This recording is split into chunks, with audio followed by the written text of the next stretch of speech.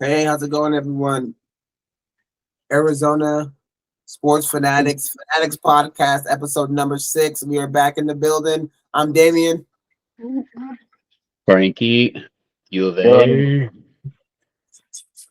Awesome, dude. We're back. So much to talk about. It's been an awesome week for Arizona sports. I mean, we've been doing really amazing this week. We got football back. So let's Yes, start talking sir. about the Cardinals. What are we thinking about the Cardinals, gentlemen? Whew. The first half, absolutely spectacular.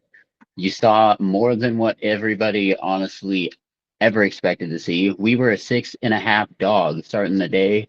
We go 17-3. Everything's good. First half looked absolutely amazing. yeah, I agree. First half of ball was amazing. Kyler Murray looked on cue. He looked like the franchise QB that a lot of us pro Kyler Murray fans have been waiting to see. James Conner was moving the ball. Everybody was on in sync both sides. Yeah, but till that second half, I was kind of completely dumbfounded. It was just a completely different team, honestly. I feel like, So I don't know how you guys feel, but I felt like the minute we lost Jonah Williams and Kelvin Beachum had to come in, I think that just changed the entire game. Like there was really no big push up front after that. Yeah, it kind of breaks my heart because if anybody should be able to come in and gel with the group, it's Beach. He's been with the team. You know, he's not some new guy off the scrap heap. He's actually been an Arizona Cardinal for quite a while. My takeaways from the game, I was actually super impressed with the defense, even though they were getting gashed and gashed and gashed. They make some timely stops. They strip sack Josh Allen. They played outside of their talent level because we were the worst defense in the NFL last year in a lot of categories and overall. So it's great to see that once we get our star players back on defense and maybe we get some other players from other teams or something, the defense actually looks like it could be competent in the future. For sure. Like you mentioned, like we were able to honestly outside of Josh Allen and what he was able to do, like we for the most part, we limited their receivers in most matchups. They just Josh Allen just got free in space and then he just made some spectacular plays like he's known to do. yes, but we also can't forget the couple turnovers that our line made too. Where Lopez on that strip sack on Josh Allen. So like the talent and potential is there on the line, even though I have my expectations at a bare minimum, especially with D-Rob out. So yeah, I kind of give it a solid week for our defense. So 100%, especially yeah. since Lopez just came up from the practice squad like that week Mhm. before the game. Yeah. Yeah, definitely. I also want to say, I a lot of people were down on them about the second half, but to be honest, they're usually when we get tied up or the team takes the lead when they had been down, it usually just becomes a blowout and the Cardinals just fade into obscurity. But the Cards, no matter whether it be DJ Dallas on special teams or whatever, it's a whole team effort. They stayed in the game and they made I noticed one thing that people don't give Kyler Murray credit for is whenever he's our quarterback, even if we lose the game, we have a chance to win it up until the very, very last play. And that's more than we can 100%. ask for. Yeah.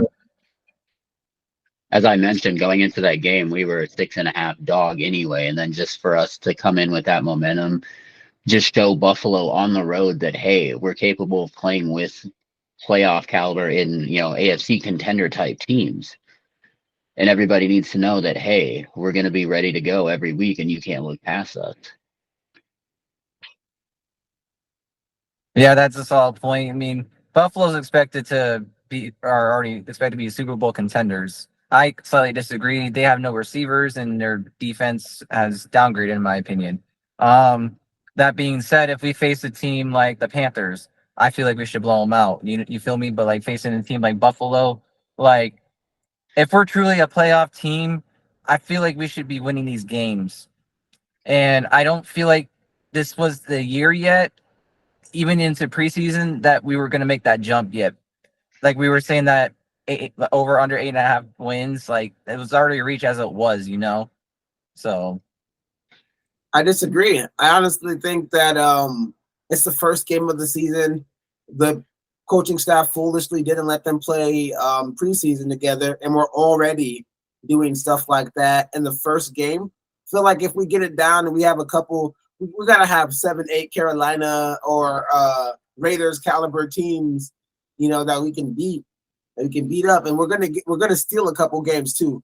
I feel like people underestimate that last play ability of Kyler Murray. He's not always going to miss. There's going to be times when he does see the guy and he's going to get him the ball. And we've seen it happen before. You know what I mean? It's not like we don't have the Hail Murray. We have him having the offensive rookie of the year season. I feel like the way the game was called was so good. And then Drew Petzing just started calling ridiculous stuff on third downs. You know what I mean? That really killed our momentum. And honestly, Marvin Harrison dropped the first down.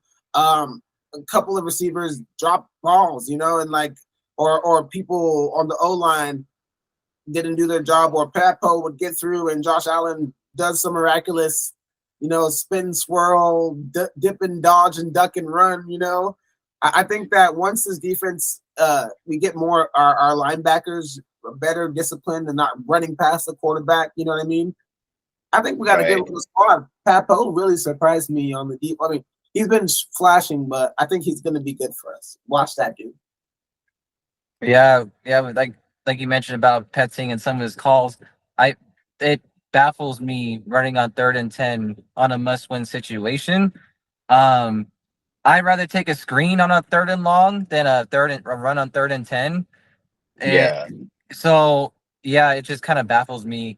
I'm just at a loss for words at that because you mentioned Drew Petzing's play calls. So I can understand if Kyler Murray had nothing in the pocket, broke down, and he had to scramble for a rush, but just to open up the playbook and draw it up like that, I think you need to give Murray the chance to win. Put the ball in the air, throw the ball. Yeah, like how it wasn't there in the second half. It comes down to both Petzing and Murray. Like Murray's just gonna hand him the ball because Petzing calls it, But like at the end of the game, when double coverage when Murray throws it to Greg Dortch, double coverage, but Marv is open, You feel me? So like Murray makes those decisions. Honestly, too. I saw a video breakdown of that play and Dan Orlovsky, and Kyler Murray was making the right read, according to Dan Orlovsky, who's played quarterback and knows much more about sports than me. But that doesn't mean he's right. But if you go on his Twitter, he has a breakdown he says, I hate freeze frames, because he shows the freeze frame of Kyler Murray and Marv Harrison waving, and then he plays the video, and then he breaks down exactly why Kyler was doing the right thing. So I don't know. Some of the stuff is like, maybe we don't know as much as we need to know in order to make some of these calls. But at the same time, I just think that's not the situation the play callers should put Kyler Murray in. And Marvin Harrison, I will say this. There was times where Kyler Murray's trying to throw fades and Marvin Harrison is going to the inside instead of the outside because he's not on the same page as Kyler Murray. It's not just Drew Petzing. It's Kyler Murray having to be on the same page as the receivers too. That's why he's throwing the ball to 84 so much, because they were in the offseason training together. They were getting extra snaps. They went, you know what I mean? So it's like Marv gotta play with Kyler Murray more because they didn't play him in the preseason. It's interesting. And I just want to see how they do going forward. Because if they can play like they played against the Bills, against other teams, we're a playoff team. Right. Honestly, and outside of, we know that it was shocking to see how many touches Marvin Harrison got in his first game, but someone else I was surprised to see, limited in their first regular season game. How about Trey Benson? Yes. He was pretty solid for first game, definitely. Yeah, but he got the ball 3.5 times. But the times he got the ball, though, bro, like he's got that small sample, bro. Like that, like give him at least the ball 5-6 more times. Like get the get the ball. Like how many times did James ball? I'm tongue tied, bro. Freaking how many times did James Conner get the ball? 16 times. 16. Carry what? Carries. Because I feel like he got the ball hell in the first half. He ends up with 16 carries and like 3 or 4 catches. Yeah, because we were feeding him quite a grip, especially those plays when we gave him the ball in 3rd and 10. I'm like, why? We're trusting him too much, and for what? Right. But honestly, listen, bro, if we would have done that early in the 3rd quarter, I think it would open up the throwing game. And I think that's why we had so much success in the first half, is because we established the run and then we started throwing two over the top when we needed to. Like, we weren't throwing just to throw in the first half. We were running the ball, and then Kyler was throwing on 3rd down conversions and the red zone. You know what I mean? And Yes. I think that's how it should be. And we got out of that. We started throwing on 1st and 2nd down and running on 3rd down like idiots. Freaking Petson's gonna kill Connor by week 6. That's so funny. I think 16 carries is not enough in a game for a running back like James Conner. I think he should at least 100%. run the ball 25 times with him and then run the ball like 10 to 15 times with Trey Benson. We need to be running the ball way more. I don't think Kyler should be airing it out, doing this or that. I think they should always be worried about him or James Conner or Trey Benson. And then we can throw, to Marvin, and we can throw to them when it's necessary. Yeah. But also our offensive line probably isn't good enough to do that. I was going to say, like I mentioned, losing Jonah was huge because that's when you kind of saw the offensive flow go downhill. Yeah, it could also be envisioning it differently, how we could have been using those two the first game and throughout the season. But, like, I kind of expected it, like, strictly 50-50, to keep James healthy more and more available. But that's just me, though. But we'll see. And remember, we got Xavier Worthy that's still going to be coming in hopefully this next week too. For he's a great receiver. Mm-hmm. Yeah. Well, hopefully we get to see more of a timeshare between James Conner and Trey Benson, because you're right, we don't need him getting injured early on or anything like that. And Trey Benson doesn't look like he's in a slouch, so give him the dang ball, man. What the crap?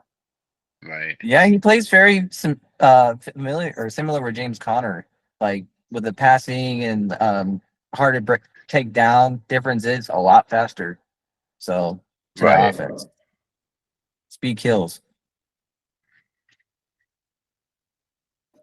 Well, sheesh, that I love this discussion. Yeah. Anything else for the Cardinalitos? Well, I know we got the Rams for week 2. Yes, I'm gonna be at that game in person. I love that. And a big heard thing that for us is. Sorry, go ahead. A big thing for us, which I think you were going to hit on, is the fact that Puka Nacua is out for the next 4 games. So they're going to have to rely more on Kupp and Kyron Williams. So we just can't, as we normally do, the Cardinals always let some no-name burn them when they're focusing on everybody else. They just need to play their game, get pressure on Stafford, who's already, he's hurt as well. And honestly, I think if the crowd keeps the energy going all day, the defense does their thing, ball hawks, and then we can get Murray rolling out, and I think we got a chance to win at home, honestly. Yeah, I pretty much said what I was going to say about Pook being out. That's going to be easier on our secondary. Murphy Bunting's for sure going to be on Cooper Kupp. So our Clark, I mean, it's going to be easier on guys like Clark, So, yeah. I like it. I think that the Rams running game is going to be our biggest Achilles heel. I don't really feel like we're too good against the run right now.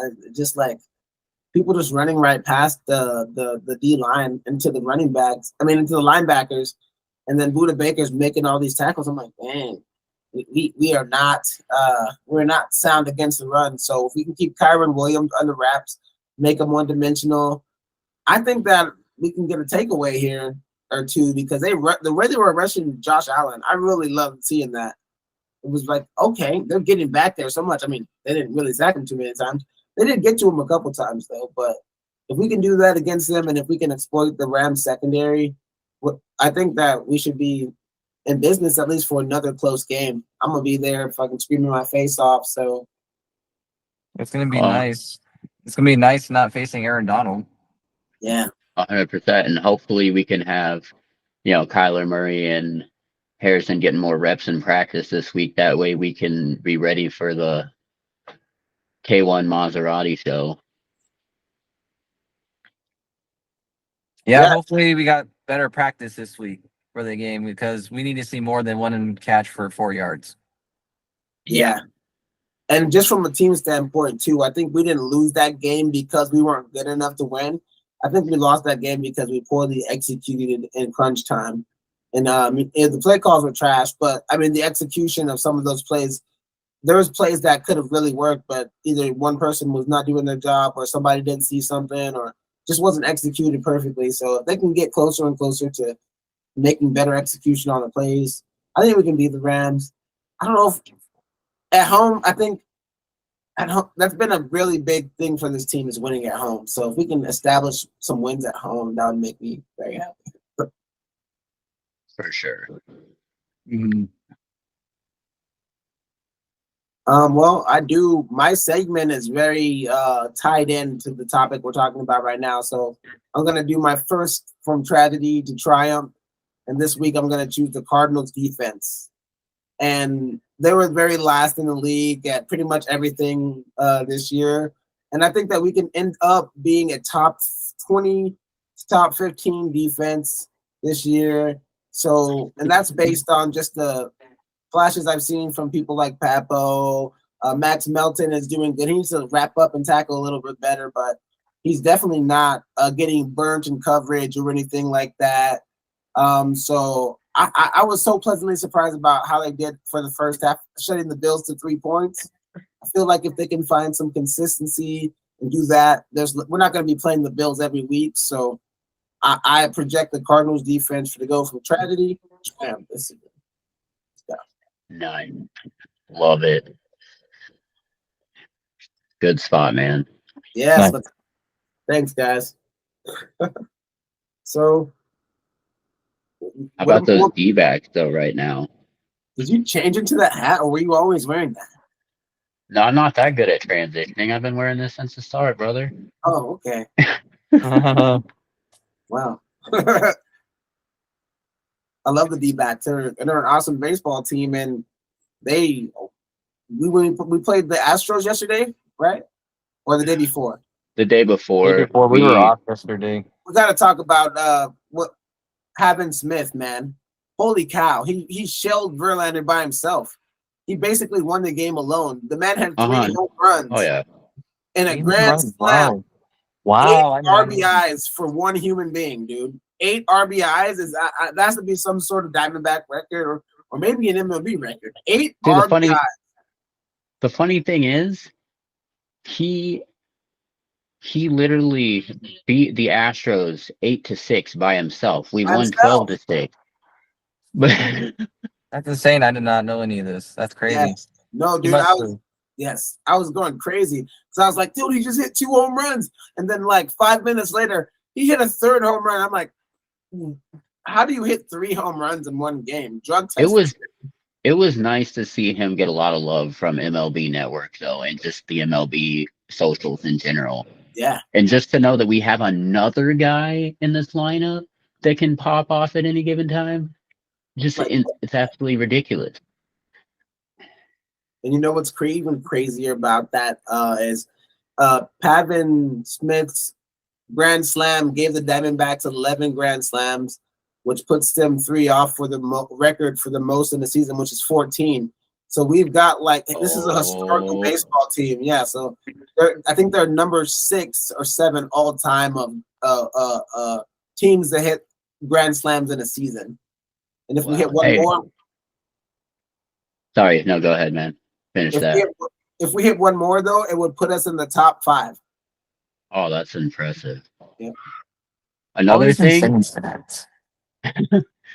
You guys, I don't know if you guys paid attention, but if we do make the playoffs this year again, it'll only be the 2nd time in Diamondbacks history we've made the postseason in consecutive years. The first time was 2001 and 2002. You know what that means? That's great. That's crazy. It's like, is there any other team in Major League Baseball right now that's just pulling off all these ridiculous stats right now? That's just never been done before, like the Diamondbacks are doing right now for themselves. No, And then I we don't know. play, Like, and then we play the Rangers tonight. World Series rematch. yes, and guess who's pitching tonight? Zach Gallen and Gallen, the Baldy. milkman. Yep. nice, So yeah, we got Gallen and Kelly the next 2 games. nice. And you know what? The Texas Rangers have been slumping too, so it's a perfect time to bounce back against them. I mean, I guess we don't really need to bounce back after having hit all those home runs, but it'll be yeah. I mean, before we really needed that last game in Houston because the first 2 games we played them, they outscored us 19-5. Yeah, they were smashing us. Yeah, that's definitely not to play against a playoff opponent on the opposing side that's could possibly be in the World Series. That very well relies on the pitching staff. Oh, 100%. Like the last 10 games, you guys know what their ERA is? My wild guess in the 7s. Ooh, 7.03. Nice. Oh my goodness! Oh, nailed it. And they're 4-6 their last 10 games. Yeah, they're slumping, bro. That's crazy. I've been watching baseball and they ain't been doing good. I just Like pulled a number on there. our money trains are getting shelled. Yeah. Hey, well, it looks like everybody's money trains are getting shelled. Justin Verlander probably cost the Astros not a little bit of money, you know? And he got fucking absolutely destroyed. And Zach is getting destroyed at a point. Everybody's starting pitchers getting destroyed. Hopefully we can bounce back. And Merrill, Kelly, and Fat, and all the guys that are good can start being good again. We need the Brandon Fat that stepped up in the postseason last year. Yeah. One guy I like to mention that's been struggling a little bit is Erod. His last outing, walking guys bases loaded, then little cheap shots through the second base, shortstop. Like, my guy, like, I know you're a ground ball pitcher, but you can't be walking guys giving up runs, especially when all of our guys are struggling right now and you've been barely playing all season. We need you right now. Yeah, especially when you're getting paid a bucket load. Yes, what, 80 million for 4 years? Yeah. Yeah, like 84, I believe. Yeah, he's getting paid like 20 million a year, roughly. I'll always resent my family for not forcing me to play baseball for my whole life. $80 million, man. Holy cow. That's nuts to think about. Well, I mean, you could be making Steph Curry's contract right now with Golden State. Yeah? Yeah, insane, bro. Or Mike Trout numbers. You got to be real, real good to get that. You can just be any Joe Schmo and get a big contract in baseball. Not really. Shohei and Curry are comfy right now. Oh, 100%. As long as he doesn't have any more bad partners or investors. Yeah. As long as Shohei stays off of FanDuel. Right. He bets on the Diamondbacks. Right. You know he Diamondback futures locked in. But yeah, have you guys also paid attention to the wild card standings? No. We're only a game up on Atlanta, I think now. Yeah, I mean, yeah, and Padres are only half a game ahead of us. It's very, very tight right now. It's going to be stressful baseball coming down these last couple of weeks. Yeah, these last couple of weeks are very stressful. Meanwhile, the Dodgers schedule is very easy. Almost like must be super nice because they're 6 games ahead of us. So I'm just focused on wild card at this point. Because I would love to meet them in the playoffs and sweep them again. Honestly, same position like last year. Win the wild card, meet the Dodgers in the playoffs, sweep them. Like, well, shoot, it'd be even funnier if somebody else did it before we got to them. No, I want it to be us. I want to do it every year. I love it because FLA, bro. I hate the Dodgers, and hate's a strong word. So. Yes. And it's the word that applies. Mm-hmm. I want to do it every year. It's like Christmas morning as a kid again, bro. Sweeping the Dodgers in the playoffs. Literally, it was like a mini World Series win, and then we got our hearts broken. But I still held on to that little fact that we crushed them like little bugs. It was great. Mm-hmm. I love it. Hey, every time I think about it. We are still Uh-oh. fighting for another year. Yes, sir. Yes, sir. We're still fighting. We're still the Diamondbacks. We will still make big moves, though. I believe in my heart of hearts that more people see the energy around the Diamondbacks and they see the growing culture and people want to come play here. So Right. And the tall tale stat that's gonna here's what I figured out today before we came here for our shindig. The make or break that's gonna be the Diamondback season is right here. We are 4th in home runs, 1st in runs, but we are 27th in team ERA. I feel like tonight's the night, especially when you have your two aces on the mound. Even though it's the Rangers, it's not. It's the Rangers. They're slumping right now. They're still a good team, but tonight's the night to finally turn it around. Night one, Gallen, 7, 8 innings, strikeout 6, 7. Same with Merle. Give your bullpen a rest, freshen those arms. Get Tor says, pass the torch, but not to the batters because they're doing their job, but to the pitching. It's got to start now if we want to get ahead of San Diego for that first wild card spot and play at Chase Field. Well, So and guaranteed. if Gallen wants a bag, he's going to have to step up too, because he's going to That lose too. a lot of money if he keeps getting shelled. Yes, you're right. It is a contract year, so he has to have quality starts and no more than 1 or 2 runs a game. Has to. But I do believe that I don't like that for Zach Gallen because he doesn't really seem like a person that does good in pressure situations. He just never I don't know. When the pressure's on, I feel like he gets a lot of good run support and in the outfielders do their good job.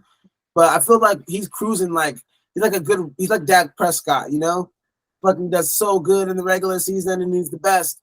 But then when the chips are really on the line, I feel like shit, man. I hate saying this because he's literally my favorite player on the team. But I was like, he got to show me in the postseason, man, or else my belief will start wavering a bit, I slightly disagree a little bit because do you remember who his agent is? Scott Boras. Yes. And he wants his players to get a rack. So that's why I'm saying he's going to have to perform well, which benefits us for the time being if he does perform well. So. Yeah, but if he doesn't, he's going to be psychologically damaged. Yeah, there is its pros and cons to it. I think he gets it figured out. His last outing was pretty solid, so I'm not too worried. Yeah, I trust him. I just want to see him nail it home in the postseason like a true ace, 100%. Yeah, we haven't had that cutthroat. We haven't had that cutthroat mentality since Randy Johnson. Yeah, I want to see snake skin belt Zach Gallen again, Yeah. You know what I mean? I need the swag. I need that boy back that knows he's striking out 9, 10 people. He doesn't even have to do all that, just don't let them score. Yeah, and then the same applies to Merle too. You can't be following the same footsteps like Gallen on a back-to-back nights like that and keep getting your bullpen sent out there when they're supposed to be chilling those nights, can't be doing that. And we're still struggling with our closers. It's been the issue. I think that's the worst part of it all because no matter how bad the starters have been, the offense have found a way to figure it out. We could be down by a gazillion runs. They figured the shit out. The bullpen says, I'm sorry, close game. Guess what? We're just gonna let them have it. We're gonna lose by 1. It's like that meme that's been going around socials, from Starship Troopers. I'm doing my part. Our bullpen. I ain't doing shit. Exactly. That is the perfect description, dude. I felt like if we rewind all the way back into the last season, I feel like Sewell kind of knew he was coming here into this season as the closer, and Mike Hayes and Torrey knew that he was going to be the closer, and running back to the World Series was the expectation. It still is now, but nobody expected Sewell to get shelled. And when you got guys like Thompson and Ginkel behind him and Martinez, they didn't expect this to happen. So it's going to throw everybody off, So yeah, even us fans, nobody knows what's going on right now. So that's true. A lot of baseball, unfortunately, is psychological. 100%. Well, not 100%, but a lot of it is, yes. Yeah. Baseball, man. Don't you just love it? Absolutely. Well, the next couple of weeks should be really, really interesting, man. And cardiac Dbacks. Right? That's so So- hilarious. It's usually cardiac cards, man, but right now it's cardiac Dbacks. Well, let's hope we can sweep the Rangers. I know. Didn't they get a little sweep on us last time? I don't know, but I think they're not as I don't think they're as dangerous as when we first played them earlier in the season. Right now, they're just doing so Right. awful. Really, the only thing that they have going for them, like they did last year, was Corey Seager. Yeah. I just hope with how bad we've been playing, we don't give their bats boost of confidence again. I don't think, like you said, guys, this is a good spot for Zach Allen. I really do think it is, and so yeah, I think Zach has to come out there and kind of put his big boy pants on and say, I'm freaking Zach Allen, and this is what I do. So I don't see them getting off on us. I see Zach going less than 3 earned runs tonight. Going maybe 6 innings, because I know they don't he never pitches 7 innings. So he'll go 6 innings, 5, 6 innings of pure destruction, leaving everybody fanned in his wake. And I like it. Let's get it. Right on, man. So, Dylan, how about the Sun Devils? Bro, so Woo! first half we came Woo! slinging, and then the second half we let them back in the game. But it's okay. Still week 2. Still got time for the defense. But I like to point out our boy Cam Scatabo, though, AP Player of the Ooh. Week, man. That boy. We're talking about James Conner being concerned about 16 carries. This boy carried the carried the ball 33 times. 33 times. That's no joke. 33 times for 262 yards. Man. Yeah. That's crazy. Also caught the ball 3 times for 35 yards, but Dude, But he out was of all that, though, no touchdowns. No touchdowns. That's crazy. What a stat line. Yeah, no touchdowns, man. I had to double check a couple of places too. I'm like, no, that can't be right. But yeah, no touchdowns. Yeah, you had the touchdown week 1 against Wyoming, but not this week. But what is nuts, guys? The first 2 weeks of the college season, Arizona and ASU landed National Player of the Week. Wow. You had McMillan last week, and you got Scatabo this week. That's crazy. Yeah, I also like to point out for the Devils though, Sam Liviet, not the greatest game out of him. Only going 10 for 20, 69 yards. He didn't turn the ball over though. No turnovers. He was more of a runner this game, though. He rushed the ball 11 times for 68 yards for 2 touchdowns, but that's not what we need out of Sam. We need him to be more of a passer, and that's what Kenny's been wanting out of him. So it was kind of a weird game both ends because nobody expected Cam to go off like that, and nobody expected Sam to run like that. So it was really an interesting game about the Sun Devils, but we have a game against Texas State on Thursday. They're 2-0. Their first game against Lamar, whoever they are, they barely squeezed by 27-34. UTSA, though, their last opponent, they literally bulldozed them 49-10. So far, they have ASU as a 1.5 favorite, very, very oddly. Ooh. But the game's in Texas State. Interesting. So, yeah, it's very, very interesting. So, after bulldozing UTSA 49-10, also 2-0, but barely squeezing Lamar, and we bulldozed Wyoming, but Mississippi State's quite the better team. Right. And So if you it's guys pretty remember, weird. you guys got your first school history win against an SEC opponent. Well, yeah, because Kenny Dillingham was hyping that game up all along. He wanted to break that attendance record. Well, he got something else too. That's a pretty sweet thing to be a part of. The first school, the first team to freaking beat an SEC school. Mm-hmm.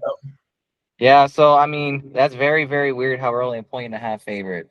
I feel like the books don't believe in the Devils yet. They don't believe in the hype after the first 2 performances, which I don't blame them. Sam needs to get better. So we need to move the ball down the field better. Yeah. I mean, if you guys saw how U of A played this last weekend. I don't know if they were just hiding something or if somebody just missed the bus, but I did not expect that game to be 10-22 at all. Like, Fafita did not even get 200 yards. McMillan had 2 catches for 13 yards. Freaking Quai Conley was the only offensive production that we really had. And then, of course, now Frankie Merrick might be ineligible, so he could be gone for the whole year. Yeah. But but I think at least defensively, we tightened up a little bit, still allowing, at least in the ballpark of what I wanted to, allowing 10 points. But the offense has to get better, and I think we'll get better against Kansas State. They do have a very mobile quarterback in Avery Johnson, and they do have a really good running back who, if we don't stop him at the line, he's going to gash us all day. You know I what? mean, it just shows NAU was a good ass squad, though, man. They put up a good dogfight. 100%. Like, nobody expected, and even like I knew coming from the coach that they had going in, they were going to play hard, but I did not expect it to be in the ballpark of, should we really be worried at halftime like we were?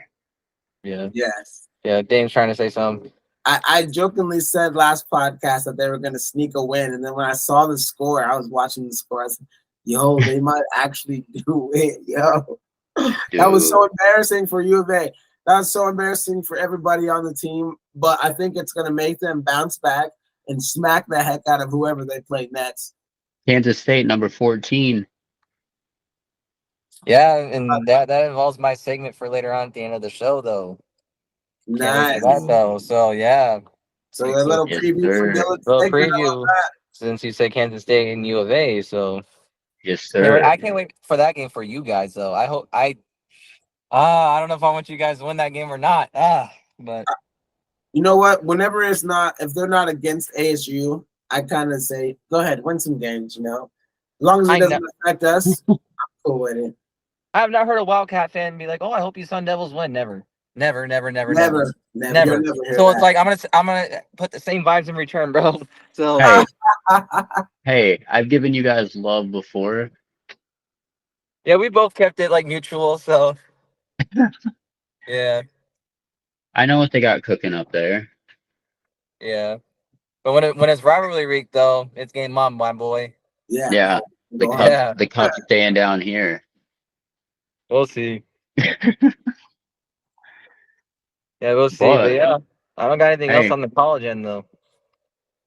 That, since we are nearing the end of college, I feel I'll tie in my segment that is called Frankly Outrageous, where I pick one player who's doing good things and one player or team that had probably a big. And obviously, you guys know my hit of the week, the outrageous player of the week, Cam Scatabo. You said it earlier, 33 carries, 262, absolutely carried the offense on his back and got AP player of the week. So can't do much better than that. Hopefully he gets it rolling. Hopefully he can get some more touchdowns next week. But honestly, as a performance individually, you can't do much better than that, especially against an SEC school. So kudos to Cam. He's only going to do better things. He's only going to do the same thing week in and week out, potentially. And then, of course, my bad. I'm going to have to go with the U of A defense. No, not the defense, the offense. Absolutely cramping the bed the first half against NAU. Basically showing the entire fan base that, are we really ready to be in the national picture? Kind of picked it up in the second half. Now we have a national game against Kansas State. They definitely need to pick it up. We were missing Gunnar Maldonado in the secondary, so that did, leave a lot of holes. But overall, I think just offensively, we need to have a much better game plan. and we need to make a statement against Kansas State if we really want to say that we're going to be that team in the Big 12 that's going to break the.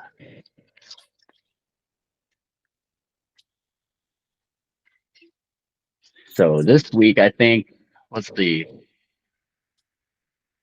numbers for the game? I think U of A is going to win 24-14.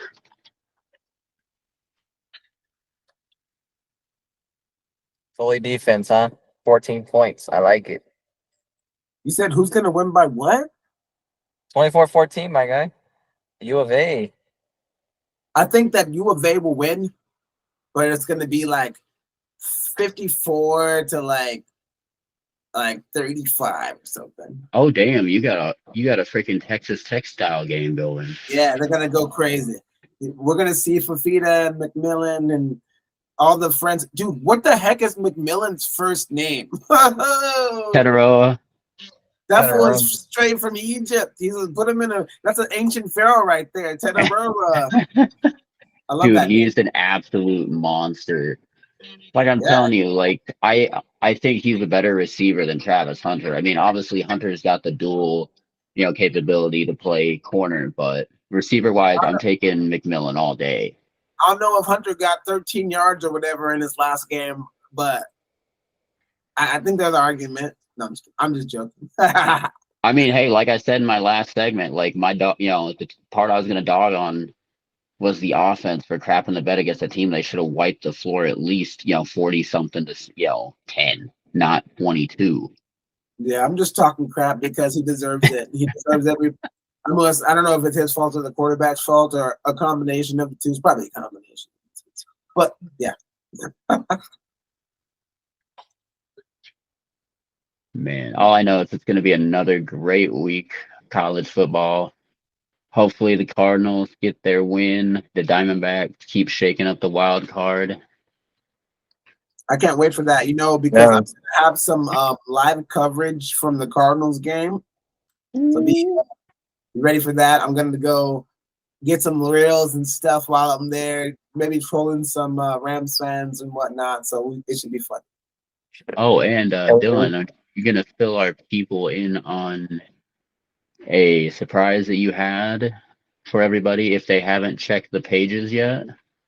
Yeah, so if we hit 75 subscribers, so if we hit that, subscribe to the page and share and also comment so we can keep track and all that, giving away a free copy of NCAA 25 or Madden 25 of your choice.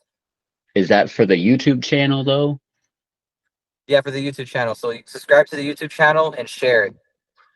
So and drop a comment. And drop a comment on the YouTube. That way we can on the video.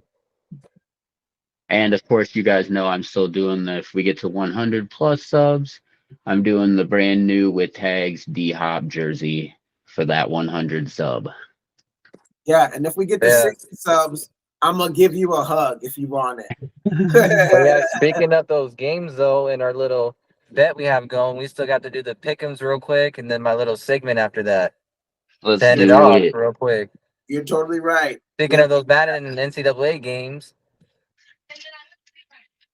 our little deal we got going to remind those people that we do the pick'ems every week, and the person with the best record, the two losers pitch in and give them a copy of Madden, NCAA, or jersey of their choice.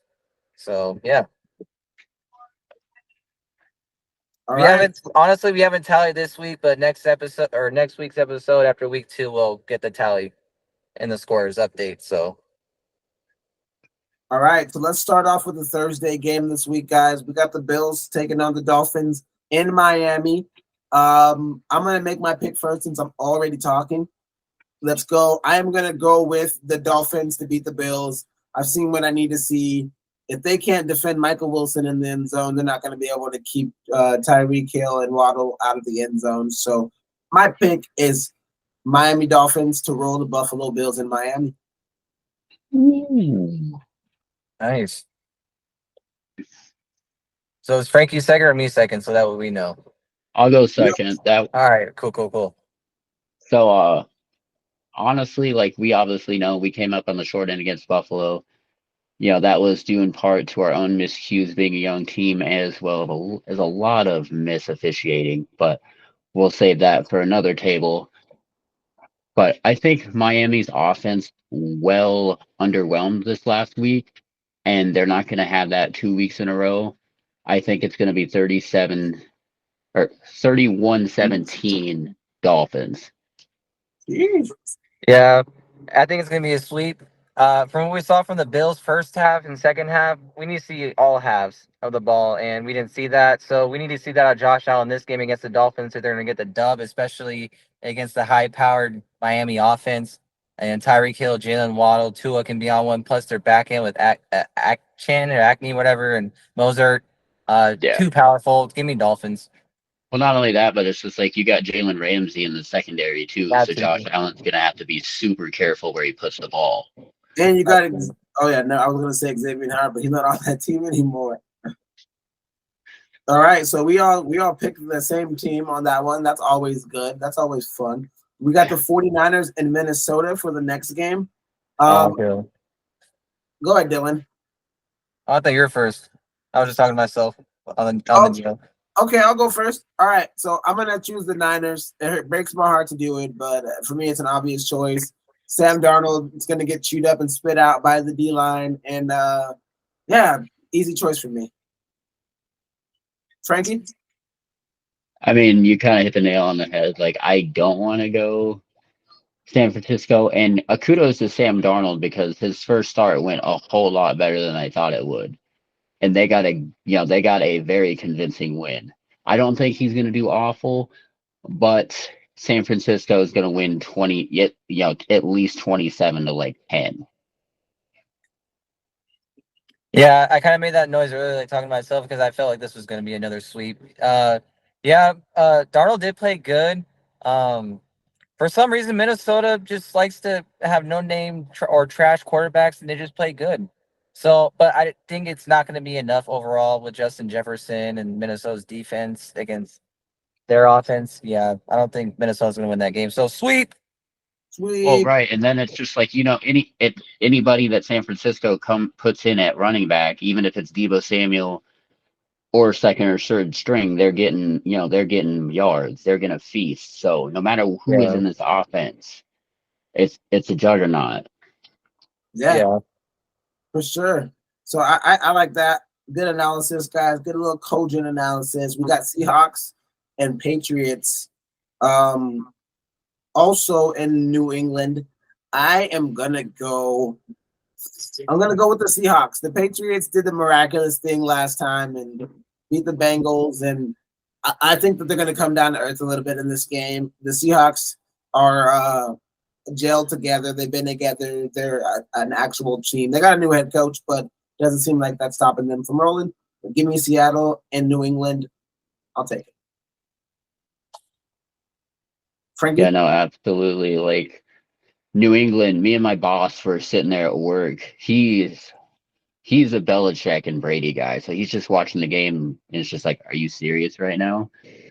So just for New England to get what they did, the way they played against Cincinnati defensively, kudos to them. Kudos to Gerard Mayo for having his team ready to go. But I don't think Lightning's going to strike twice this week. I think Seattle is going to come in, get a hard-fought victory, 2017. Geno Smith takes care of the ball, and Walker has a couple touchdowns. Man. We keep getting sweeps, and I'm the only one that chose Cardinals last week. Hopefully, it's not a spoiler alert for later. I'm gonna go with Patriots, like you were saying with Mayo, with the team being hard fought. Geno Smith has bad games sometimes. I mean, bad games, and the Patriots defense is actually pretty tough. It's just their offense that concerns me. But Seattle's defense is also not that good. So I feel like it's gonna be a close game when a lot of people think Seattle's gonna blow them out. So I feel like I'll be comfortable taking Patriots breaking the sweep pattern. I'll take Pats on this one since I was dealing with take cards last week. Brave Pats man. go 2-0. Wow. Yeah, let's do that. We'll break the sweep. All right, I think this one will be a little different too. So we got Giants and Commanders. I'm gonna go first again. I'm gonna take the Giants. for absolutely no reason other than to spice it up. And I'm gonna be real with you. I feel like the Commanders are a beatable team. The quarterback looks good. They got good weapons. But I think that Daniel Jones has gotta hear the talk. He's gotta hear the naysayers. He's gotta hear the hate and the doubt. And I don't know why, but I feel like they're gonna go in there and they're gonna get a win. So I'm gonna take New York. Come on, Simmons. Give me something. Frankie? Dude, if this hits, Daniel Jones owes you one. Hey, yeah.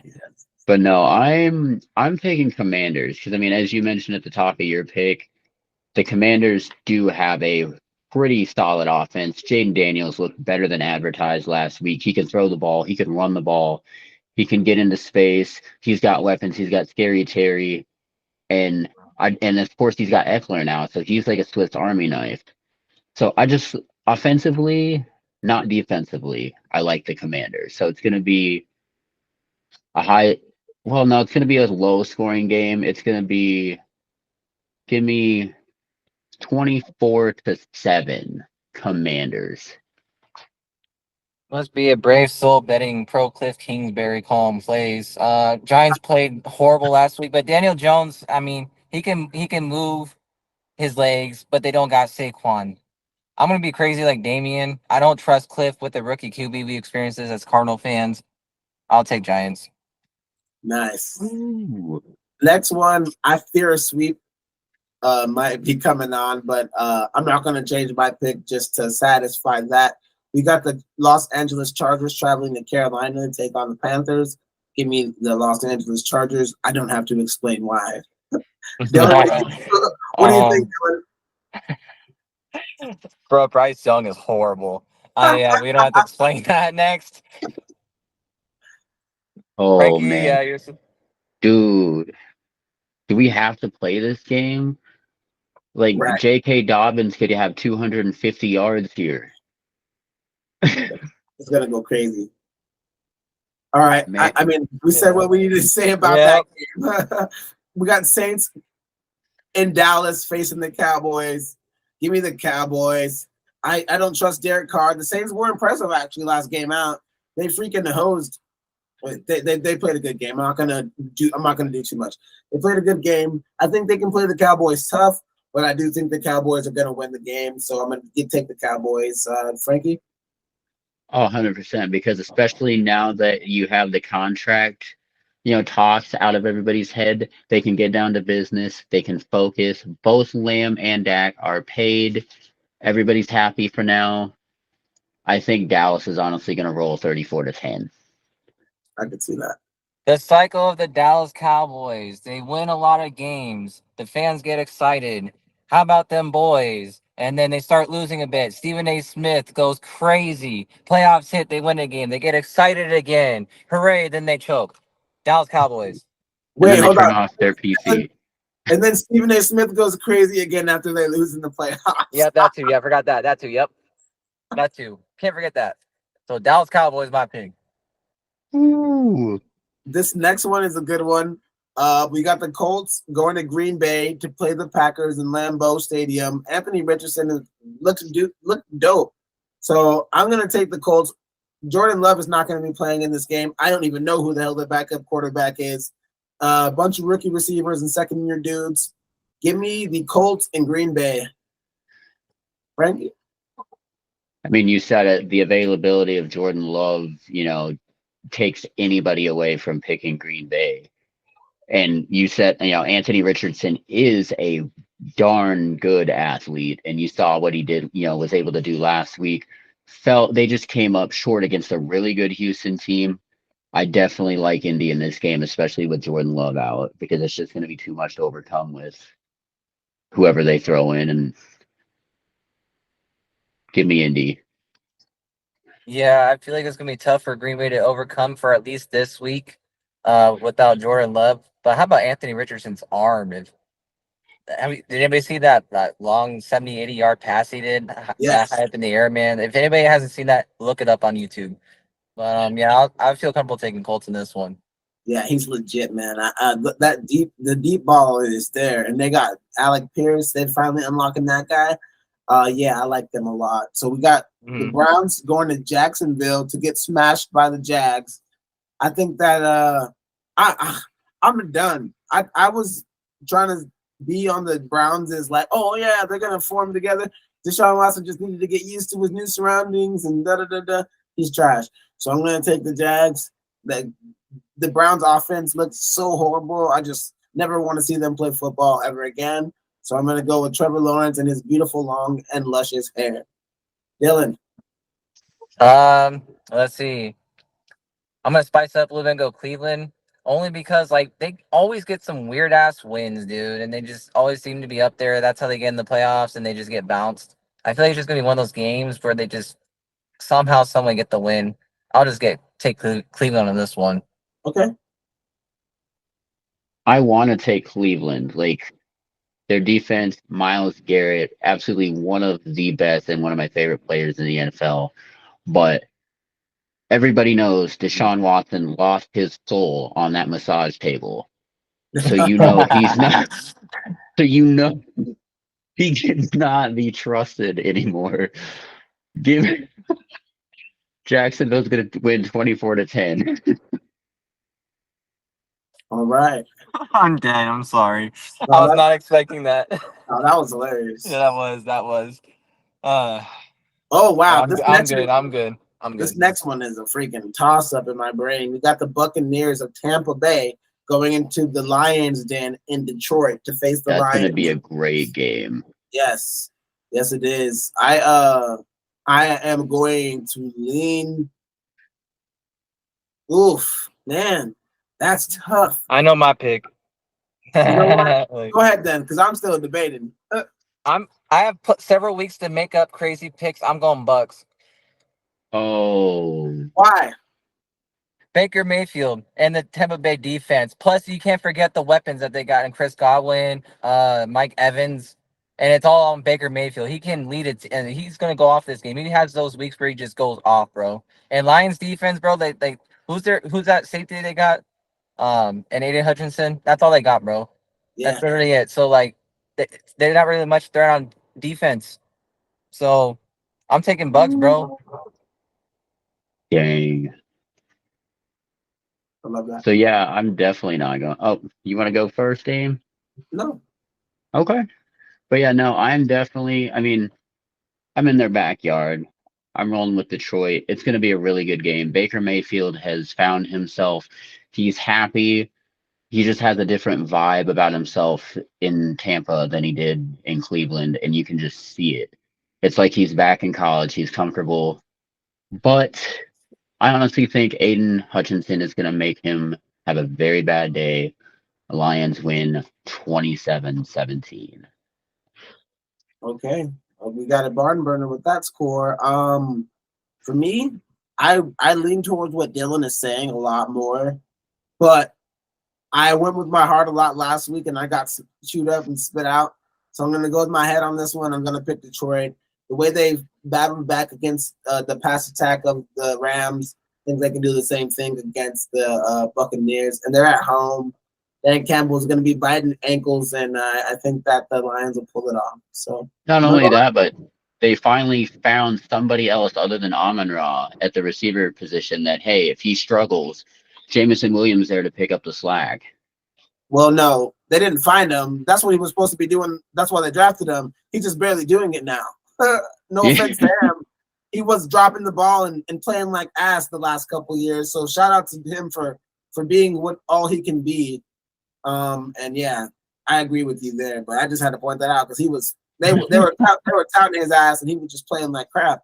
Now, this next game is going to be a sweep, and I hate to break it to you, but we got the Raiders going into Lamar Jackson and Big Trust in Baltimore. So, yeah, I'm going to take the Ravens to smash their faces off, especially because of the way they lost the first game of the season. They've been chilling since Thursday of last week, stewing on that bad loss.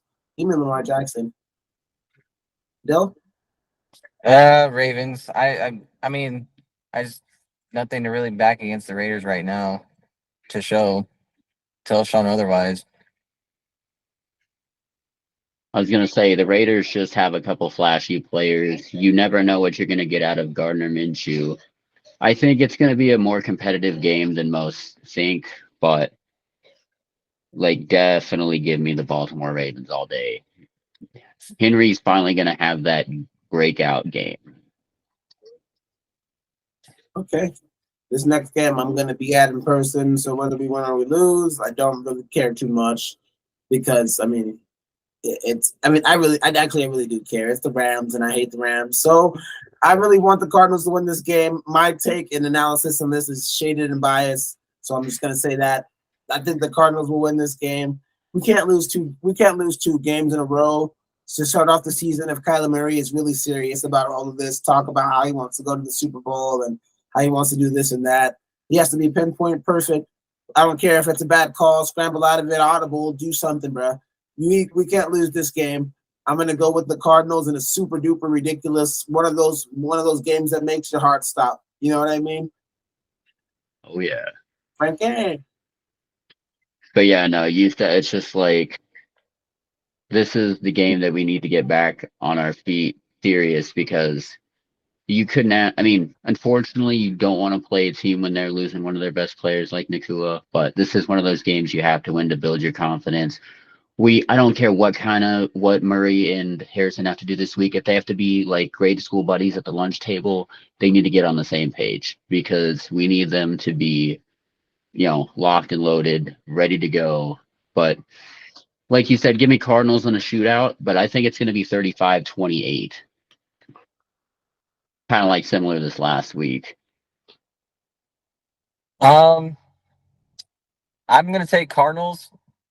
I feel like after last week's game, what we saw against Buffalo, I feel like every year we split and it's a high scoring game back and forth. And what we saw from Kyler from the first half, if we can get that all four halves and comparing defenses and Stafford and with Puka out and Cooper, I feel like it's gonna be a back and forth game at State Farm. That's just how it always be.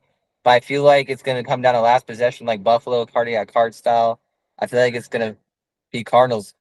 I'll take Cards this week. I didn't take them last week, but I'll take Cards this week. Got a Well, lot of like sleep. Dane said, the key is going to be slowing down Kyron Williams at the line of scrimmage. Mm-hmm. Yep. And I think we're gonna have another sweep on our hands with this next one. The Bengals travel to Kansas City to face Patrick Mahomes and the defending reigning Super Bowl champion Chiefs. Give me the Chiefs.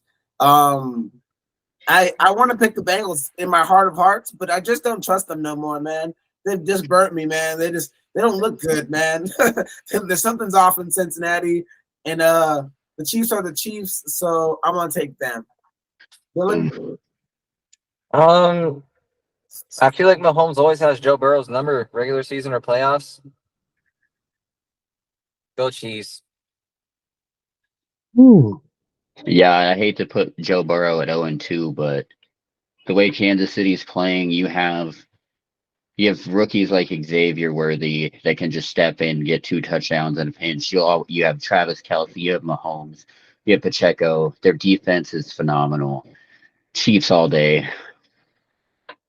Okay, this is so exciting with all day sweeps. No, I'm just kidding. We have stuff on the line, so I'm not just gonna pick random stuff for the sake of picking it. But this next game is gonna be it's a brain confusion for me. Steelers going to Denver to play the Broncos. I imagine both of these teams really, really want to win this game.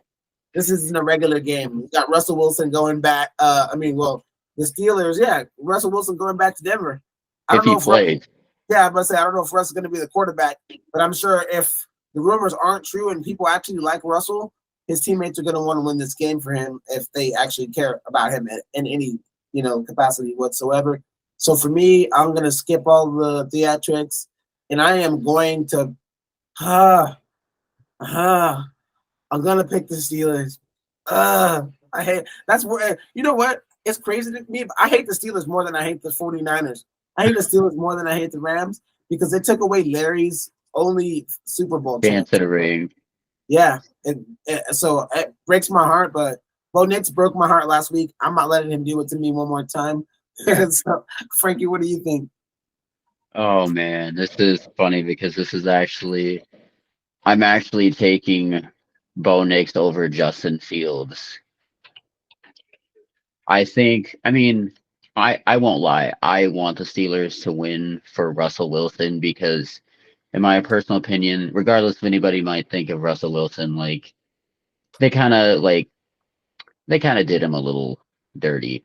But honestly, like you don't know what kind of offense you're going to see with Justin Fields. He's either going to just run the ball or he's going to throw it 20 times for 50 yards. I just like the fact that Bo Nix can spread the ball around. He's got two running backs. At the end of the day, it's going to be a very low scoring game, 17-10 Broncos. I don't know. It's a coin toss for me. I mean, Russell Wilson has lost it. It was an ugly win for Pittsburgh last week. A lot of it's on defense, which Broncos still have shit to prove on defense. I'll lean Steelers. And that's just like iffy still. Okay. All right. So for the second to last game, this is the Sunday night football game. We're going to be in Houston, and Caleb Williams is going to bring his crew from Chicago with the Bears to play the Houston Texans in Houston.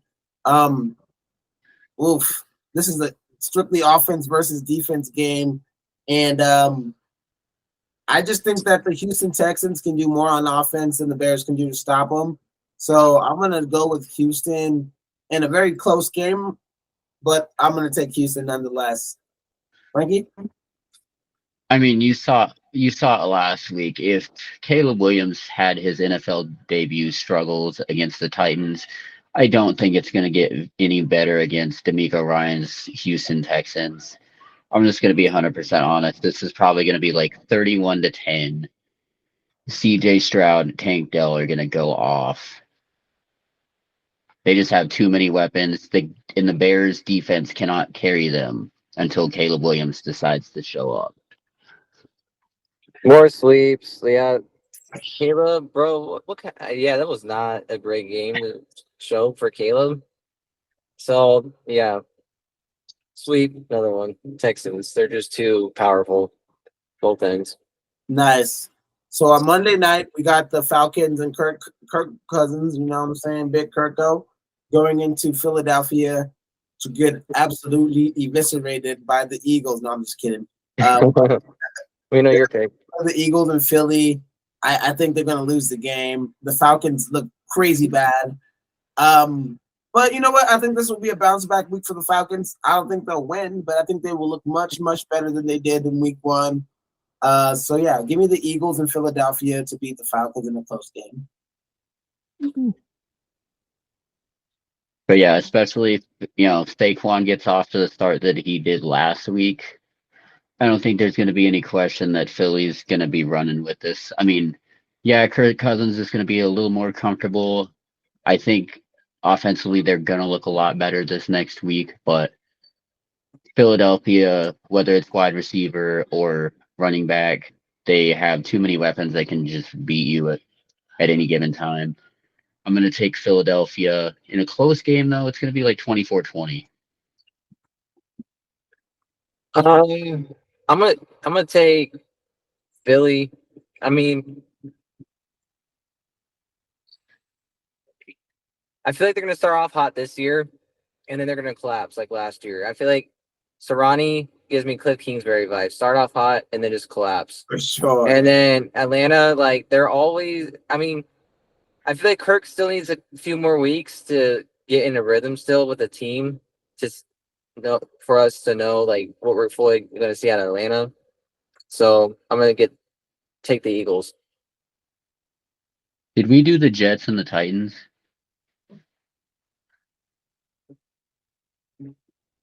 Yeah, from the Titans. For some reason, I skipped them after the Browns and Jags. So okay, so we just have one more then. We'll skip back to Sunday in the morning, and we'll go Jets going into the Tennessee Titans. We got Aaron Rodgers after getting completely smacked and smashed around versus Will Levis. I'm going to go with the New York Jets. I don't believe in them at all whatsoever. They look awful. Aaron Rodgers looks awful, but that can't be reality. So we're going to see what they really look like against the Tennessee Titans. In Tennessee, they will get their first win. And did he get benched? Did Aaron Rodgers get benched in that first game, or did he get injured or something? He didn't finish the game. He probably just been like, man, I'm done for the day. But I have no idea. I don't know if he left or not. What But about the game? like you said, I think unfortunately the Jets will get this done this week. The Titans do have a lot of talent on offense, but I'm still not sold on Will Levis. He's got a good arm, but I'm going to take Jets in the close game.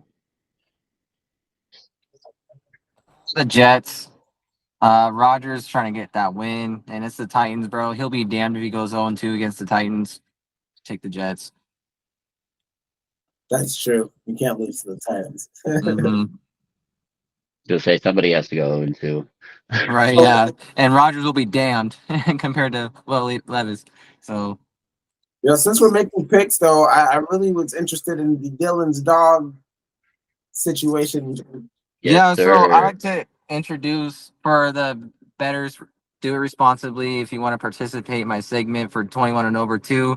But I like to introduce like a dog pick or two, maybe three, throw them out there, but like dog picks of the week. So like who's gonna upset like the favorite team? You see what I'm saying?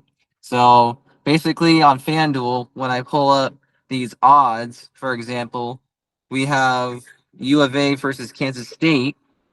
U of A is not favored. So the odds for that game for U of A to win is plus 225 for them to win against Kansas State. So that kind of says something. So I kind of hate to be basic if you want, or if you're looking for a dog to pick this week, if you're a sports better, U of A is at plus 225 if you want to take them this week. Because I'm not a U of A guy. I mean, I know they got a good wide receiver, and Kansas State's got a good offense, and they got a good defense from my understanding.